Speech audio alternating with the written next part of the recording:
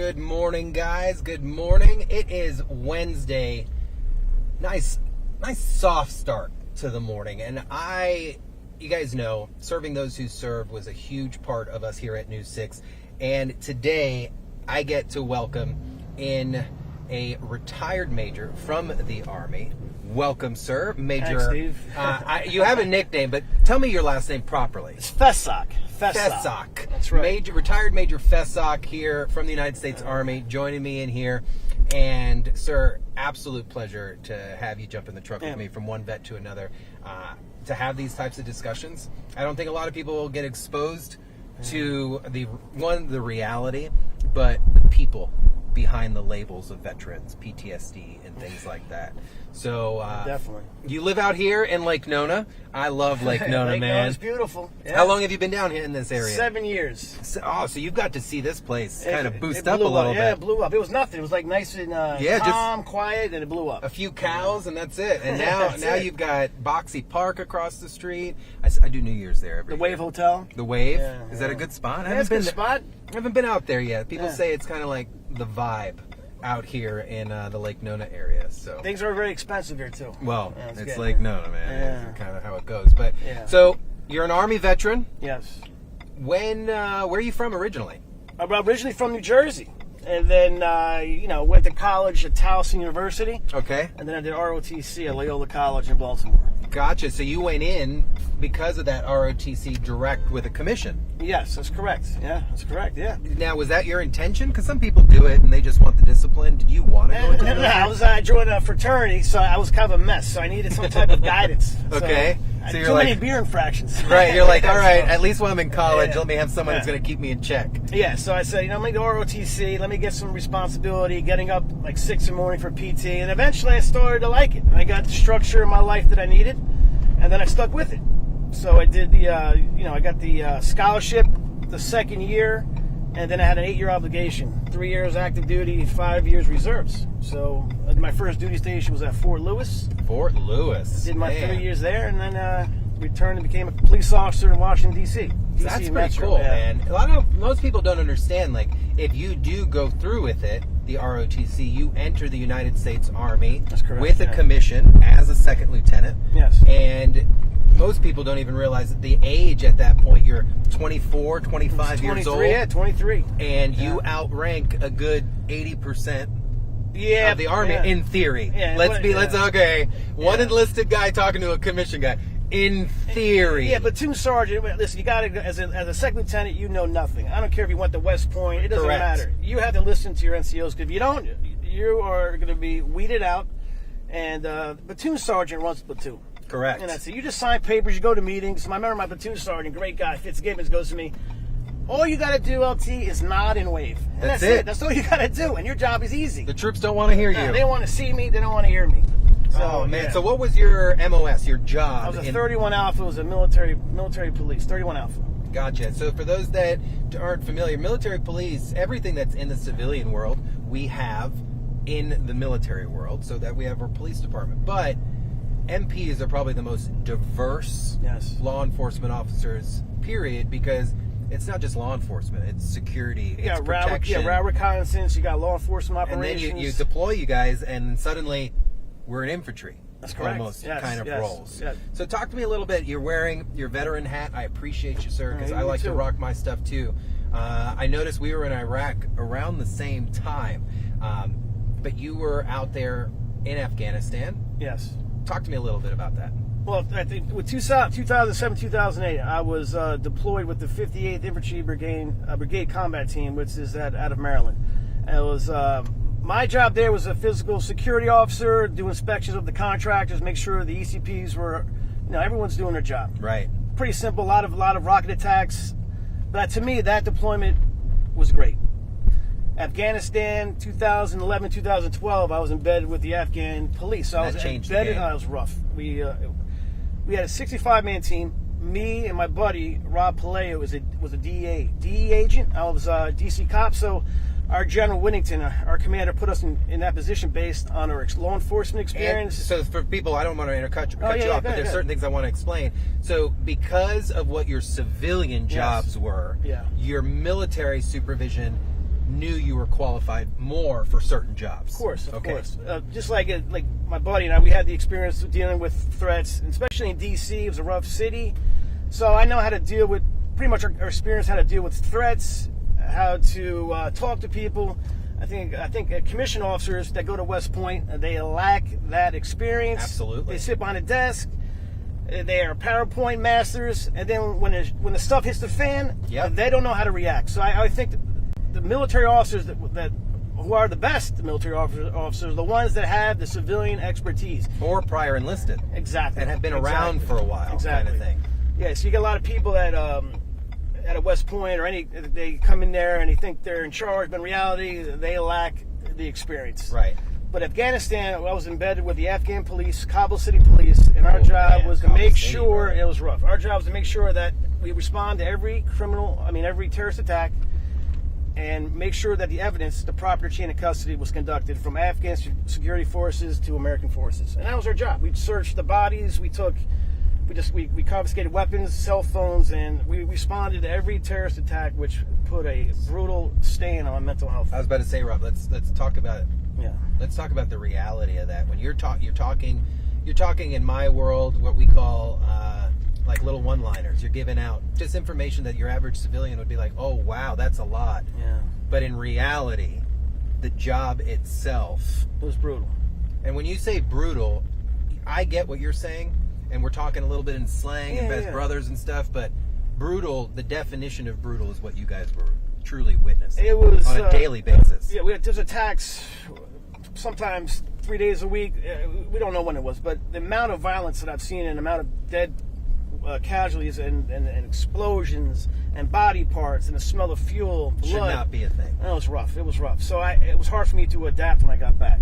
So talk to me a little bit about that. You said 17 years? 16 years total. 16 years total with the Army. You were medically retired? Medically, yes. Medically retired as a major. As a major. When that happened, walk us through that a little bit. Was that your choice? No. Was that the Army's choice? No, I went for a jog in New Jersey when I got back from it. And then somebody, I don't know, try to be a wise guy or honk the horn. And then, luckily, from my advantage, he made a right turn down my street. He was picking up my neighbor. And I went off on him like a maniac. And my brother witnessed it. He's like, listen, he called the general, Whittington. He's a great supervisor. He said, if my brother doesn't get help, he's going to kill someone or get himself killed. So, and that was it. And then next week, I met Walter Reed, and my career as a law enforcement is over. Wow. And that's pretty much how it happened. And that had to be pretty rough, man. Yeah, because I miss being a cop. I miss being around people. Well, there is a strong sense of pride that comes with these jobs. Yes. Whether you're serving in the military in that role, or, let's be real, a DC cop is a pretty big role to fill. And all of a sudden you're coming home, you're a cop, and they're telling you. When I went to the police and fire clinic, when I got back, I remember the psychiatrist said this exactly. Do you want to retire or you want to get indicted? And she pretty much said, we're giving you the option to retire. If you don't retire and you make a mistake on the street, you're going to get fired or going to get locked up. So take the retirement. I didn't want to retire because I knew if I lose my purpose, motivation, and direction, I'm lost. And that's what happened. I began abusing my body. Right.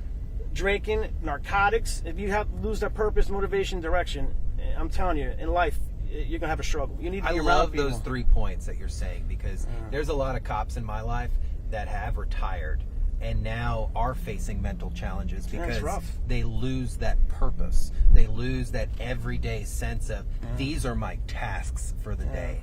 And they're suffering. And they're out there. Nice crosswalk there, buddy, in the middle of the intersection. We really appreciate it. It's like Nona. Yeah, it's like Nona. They just walk where they want. Yeah.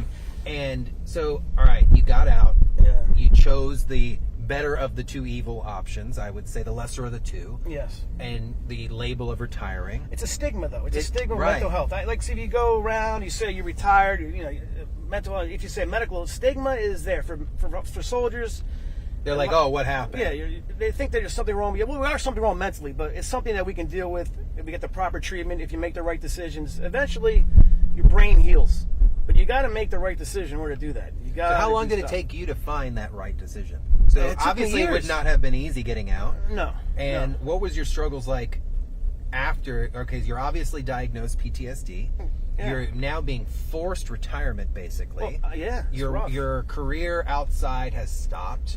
That can't be easy. No, it's turned to gambling, drugs. I mean, it's you have to, the things. There's no accountability anymore. Right. There's no accountability, no purpose. No accountability means I can do anything I want. But in that retrospect, those decisions are unhealthy, and that really messed up my mental health. It's not good. What did it take for you to go, oh crap, I got to figure this out? What was that moment? I think, I wasn't getting any better. And my son would notice. My son knows when I'm in good health, and he knows when I'm in bad health. And same as my daughter. I wanted to do a change because you got to be around for your kids. You got to be healthy. You're a role model for them. If you make and they'll pick up on that. The kids are very smart. They know when you're high. You got smart kids, man. They know when you're depressed. So, it's definitely my kids. And I want to be, I don't want to also disappoint my brother, the military officers I serve with, because they're all good people. So you got to make sure you continue on the right path. So that moment happened for you. You started to realize, I need to do something. Yes. And to my surprise, when reading this, it was music for you. Yeah. So my brother in 2018, he's like, listen, you got to do something. So he owned a music business at the time. He sent me a digital piano. I never wrote music. I never really read notes. So you have no formal education in music? No classical training. And I want to get this out to you guys because nothing. The music you guys heard when we started was written, composed, and posted by this man right here. And you would have thought that was some amazing classical stuff. Yeah, and this stuff just comes to you. Yeah, I think from the emotional trauma or PTSD, something in my mind. So when I go to the piano, I have an idea in my head, and then I start building from an idea. So I have no classical training. I don't even know what music theory is. I don't even know what that means. I just play. I play how I feel, and then I memorize the songs. So I have about 10. So I have so many songs in my head, but most of the songs now are on Spotify. And so I want some music. For me, the melodies, the different type of notes, they calm me. So if I have an anxiety, I go to the piano and play. It calms me. And like I said, right now I go to Nemours Children's Hospital, and I go to the VA. And talk to me about that. So when you go to Nemours, you're playing for these kids? Kids and families. So they got a beautiful piano in the lobby. So the volunteer services, they called me. They heard my music on Spotify. And they're like, oh, come to Nemours. And I started playing, and it feels good because when the kids are there, or the kids are screaming, or there's problems with, some have autism, right. It seems like the music calms them down. And it seems like they come to the piano and they're gravitated by the different type of rhythms or the melodies. That's got to be something powerful for you. It makes me feel good because if they feel good, I feel good. And so when I leave that place, I'm like, you know what? They made me. It changed how they felt that day in that specific moment. So, music for me. That's you playing right there. It calms me. Yeah, it's me right there. Yeah, so it calms me. Doing your thing, man. So music has helped, and I'm on all the music platforms under Rob Fess. But it helps. Music helps people, and it helps veterans. So how'd you get over to the VA? Because we have a huge VA hospital here. A great VA, yeah. Gorgeous. It's absolutely stunning. And I saw that you perform there as well. I go there, yes. I go there. I go there during the day as well, but I go there a lot at night. So when I have problems with anxiety, or I feel like I want to make the wrong decision, I got to make the right decision. I go to either stay at my place, but I'd rather get out of my apartment and go to the VA. And that's where I do create more of my songs at night there, because it's always open. Right. It's quiet, and I play the piano there, and it makes me feel better. Have you had vets come up to you and talk to you about stuff and ask you how this all started? So where I can, where I find your music, where do you serve? So it's a good connection for the veterans, and they say, hey, you know what, that song made me calm down. You made my day. Just like if a family member or a veteran said, hey, you made my day just by playing music, is good. That's what I feel better about. So you got to have purpose, and my music gives me purpose, and as well helps people relax, and that's more important. See, I think for me, I look at it because I struggle with self-confidence when it comes to like the idea of trying to explain to people what the things we've been through as veterans are, and I get anxiety out of it. And I describe it as like a ball of static in my brain. I cannot tell you what it looks like, but that's as close as it gets. And music does infiltrate people in a way that it's the universal language. It is. It doesn't need words. Yeah. I was listening to your stuff on the way over here, and you want to talk about a vibe. There's just a sense of calming to it. I appreciate it. And you talked about your brother. Yes, my brother Paul. And this book here. Yeah. Who was Major Rob? Yeah. Who was Major Rob? Tell me about this a little bit. All right, so my brother, great guy that he is, he's also a teacher in New Jersey. He was there for the struggles. You see me throughout the years. It took like 6-7 years for me to get better, and I'm still struggling. So he wrote a book, Who was Major Rob? It's a kid book, and it's dedicated for... You can show that camera right Yeah, there. Who was Major Rob? It's a kid's book. It talks about post-traumatic stress disorder. It talks about me growing up, how family and friends helped me. And it's a good book for kids because it teaches them about post-traumatic stress disorder and how family and friends are important in all aspects of recovery, anything in life. Any challenges in life, you need family and friends. So this book, Who was Major Rob, is available on Amazon. It's a great book for kids. My brother wrote it for me, and he's a good guy. It's a good book, and it's great for kids. No, I love that, man. And just, it breaks, you used a few words, stigma. The word stigma, I think, drives me nuts just because we should not be in a place to where we can't have discussions about real life. I agree. We are real people going through real circumstances, and I think there's a big portion of society that almost chooses to forget that this stuff exists.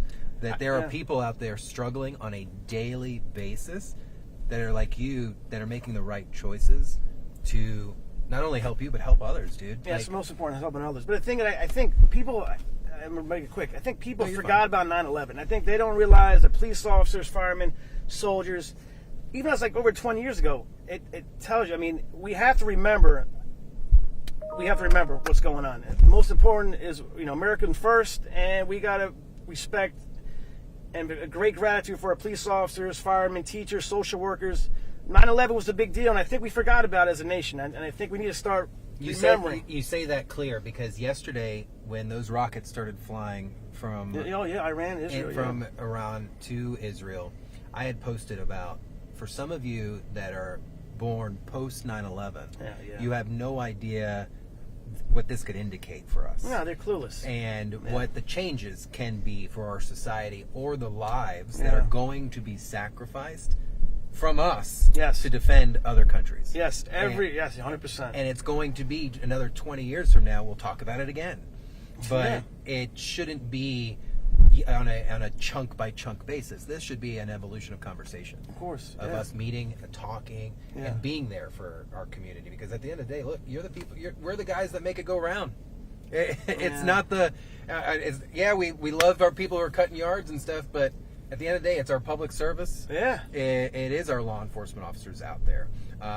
Before we wrap this up, is there anything that you would like to say to our fellow vets if someone's out there struggling, just to get that message out there? Yeah, I would say, listen, I struggle on a daily basis, and you have to find some type of outlet to release that depression, that mental struggle you have inside your brain, and just talk to fellow veterans, family, because I lost a few of my friends to suicide.